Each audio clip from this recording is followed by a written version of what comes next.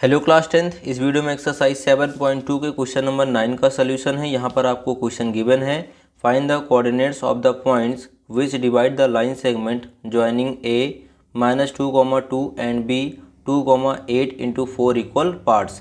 इसमें बताया गया है कि पॉइंट a और b को ज्वाइन करने वाला लाइन सेगमेंट कुछ पॉइंट्स द्वारा 4 इक्वल पार्ट में डिवाइड किया जा रहा है। तो आपको इन पॉइंट्स के कोऑर्डिनेट फाइंड करने हैं। ठीक है, दिए गए इन्फॉर्मेशन के बेस पर हमने यहाँ पर एक डायग्राम रेडी किया जिसमें पॉइंट ए और बी को ज्वाइन करने वाला line segment A B 3 points P Q और आर के द्वारा 4 इक्वल पार्ट में डिवाइड किया जा रहा है।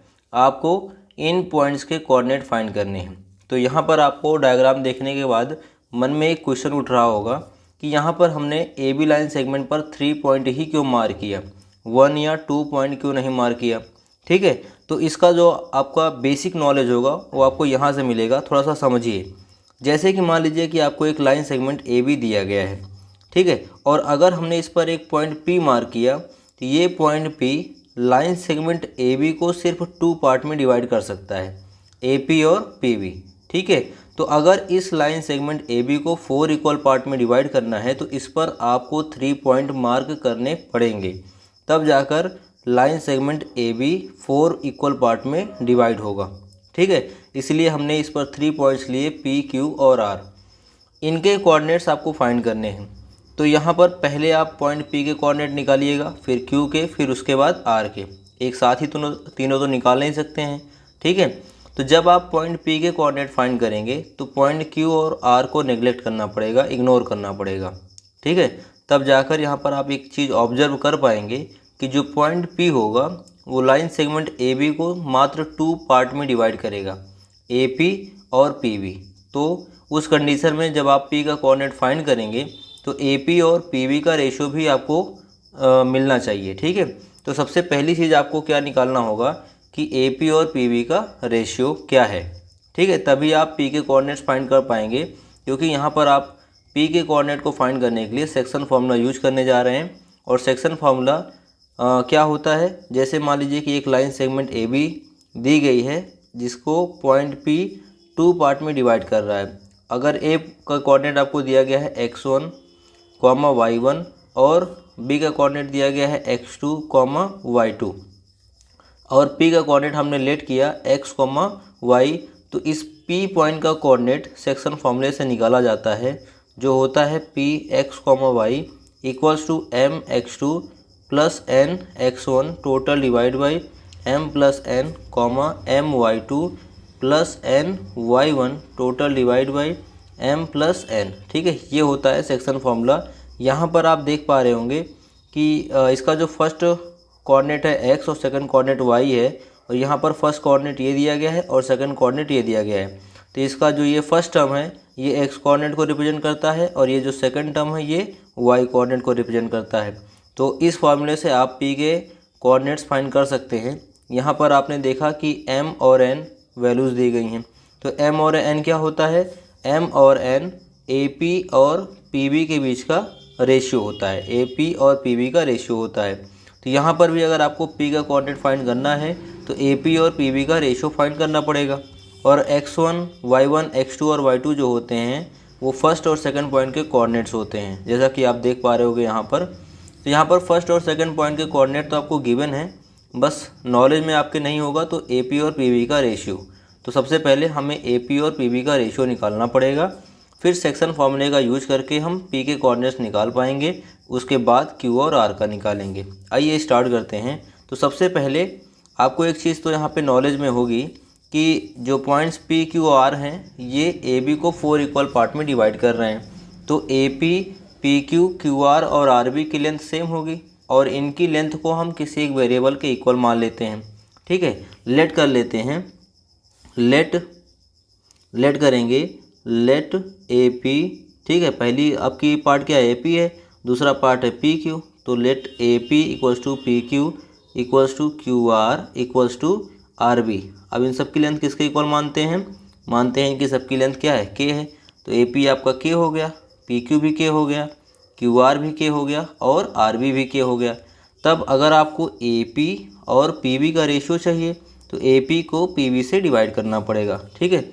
देयरफॉर आप लिखेंगे AP अपॉन PB, ठीक। तो यहाँ पर आप देखेंगे कि AP की वैल्यू तो कितना है, AP की वैल्यू आपको मिली है K, तो यहाँ पर AP की जगह पर रिप्लेस कर देंगे K डिवाइड बाई फिर PB है, तो PB 3 पार्ट से मिलकर बना है, PQ QR और RB। इसमें PQ K है, QR K है और RB भी K है, तो K प्लस K हो जाएगा 3K, तो PB की वैल्यू हो गई 3K।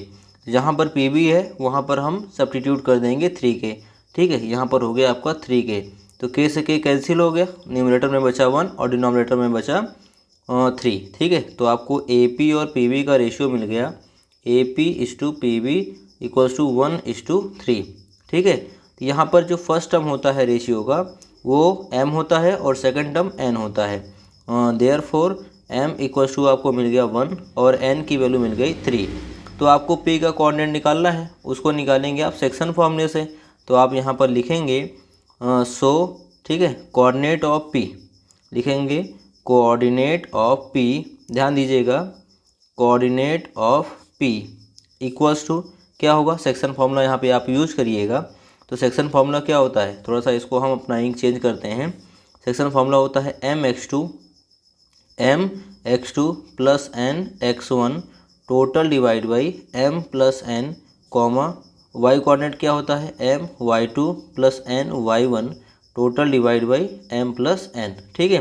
तो सारी वैल्यूज़ आपको इसमें सब्स्टिट्यूट करनी पड़ेगी, उसके बाद सॉल्व करके आपको वैल्यू फाइंड हो जाएगी, P का कोऑर्डिनेट फाइंड हो जाएगा, ठीक है। अब ये वैल्यू आपको यहाँ पर जो हम इसको सॉल्व करेंगे इनकी वैल्यू रखेंगे यहाँ पर, ठीक।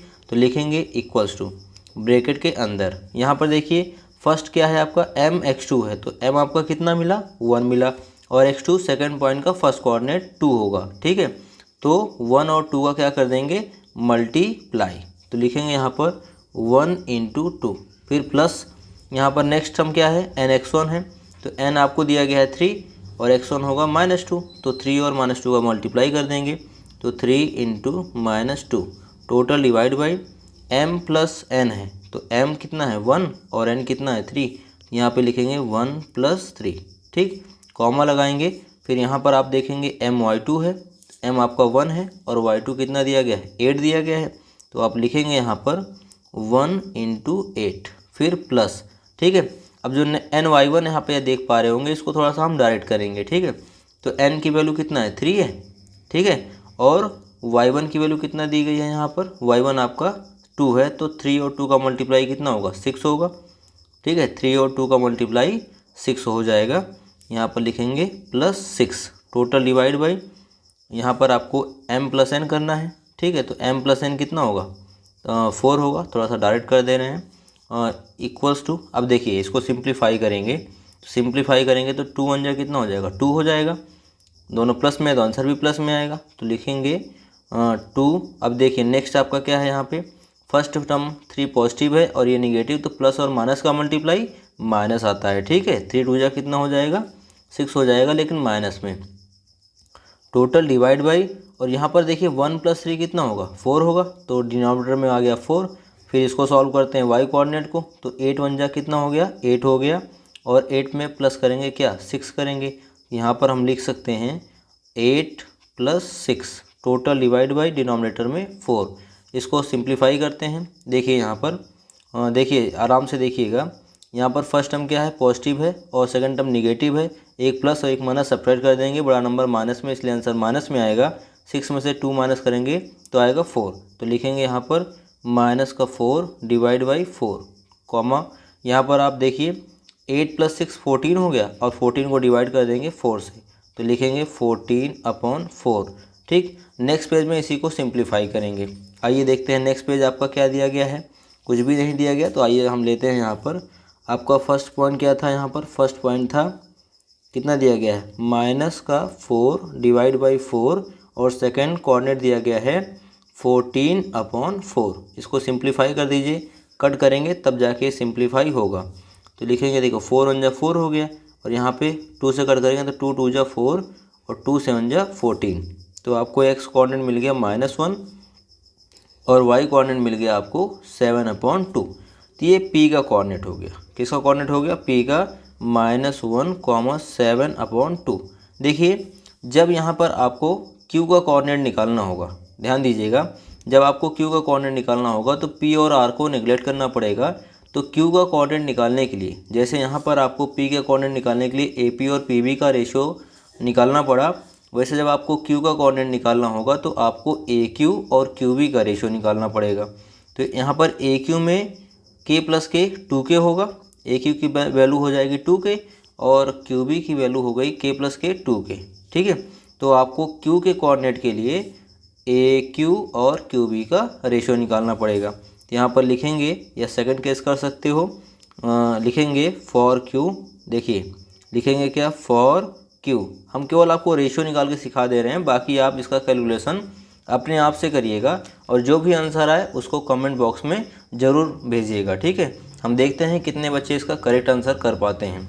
यहाँ पर जब आप Q का कोऑर्डिनेट निकाल रहे होंगे तो Q के कोऑर्डिनेट के लिए आपको AQ और QB का रेशियो निकालना होगा। तो यहाँ पर लिखेंगे AQ upon QB। For Q लिखेंगे तो AQ upon QB equals to, AQ में कितना होगा 2K होगा, अभी मैंने आपको बताया, और QB में कितना होगा 2K, कैंसिल कर देंगे कितना आएगा 1/1 आएगा।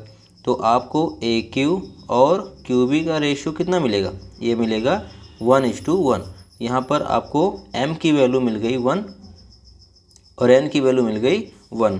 तो सेक्शन फॉर्मूले का यूज करके आप यहाँ पर Q का कोऑर्डिनेट फाइंड कर सकते हैं। उसके बाद आपको निकालना होगा R का कोऑर्डिनेट। ठीक है, यहाँ पर देखिए जब Q का कोऑर्डिनेट आप निकालेंगे तो जो फर्स्ट और सेकंड पॉइंट हैं x1, y1, x2 और y2 वो आपके सेम रहेंगे, बस आपका रेशियो चेंज होगा। उसी तरह से आपको जब R का कोऑर्डिनेट निकालना होगा तो आपको AR और RB का रेशियो रिक्वायरमेंट होगा। तो AR का रेशियो किससे निकालेंगे, RB से। तो देखो AR में 3 पार्ट्स है, AP, PQ और QR। तो यहाँ पर हम इन तीनों को प्लस करेंगे तब जाके आपको AR मिलेगा। तो K + K + K कितना हो गया 3K।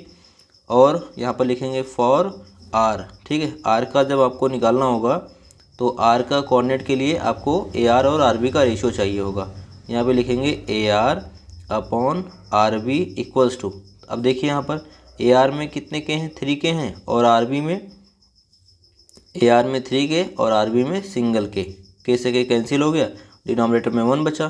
तो AR और RB का रेशियो हो जाएगा 3:1।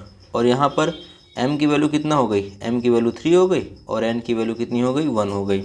तो आप यहाँ पर M और N की वैल्यू का यूज करके और फर्स्ट सेकंड पॉइंट का कोऑर्डिनेट जो होगा इसमें भी सेम होगा। ठीक है, केवल आपको चेंज होगा तो रेशियो चेंज होके मिलेगा। ठीक है, उसके बाद यहाँ पर जब आप R का भी कोऑर्डिनेट फाइंड कर लेंगे तो आपका कैलकुलेशन वहीं पे ख़त्म हो जाएगा और इजीली आपका सॉल्यूशन एंड हो गया। ठीक है, अगर आपको इसका सॉल्यूशन अच्छे से समझ में आ गया, कॉन्सेप्ट क्लियर हुआ तो एक लाइक ज़रूर करिएगा। अगर कोई डाउट है तो उसको कमेंट बॉक्स में ज़रूर हमको भेजिएगा। ठीक है, जिससे मैं नेक्स्ट वीडियो में आपका डाउट क्लियर कर सकूँ।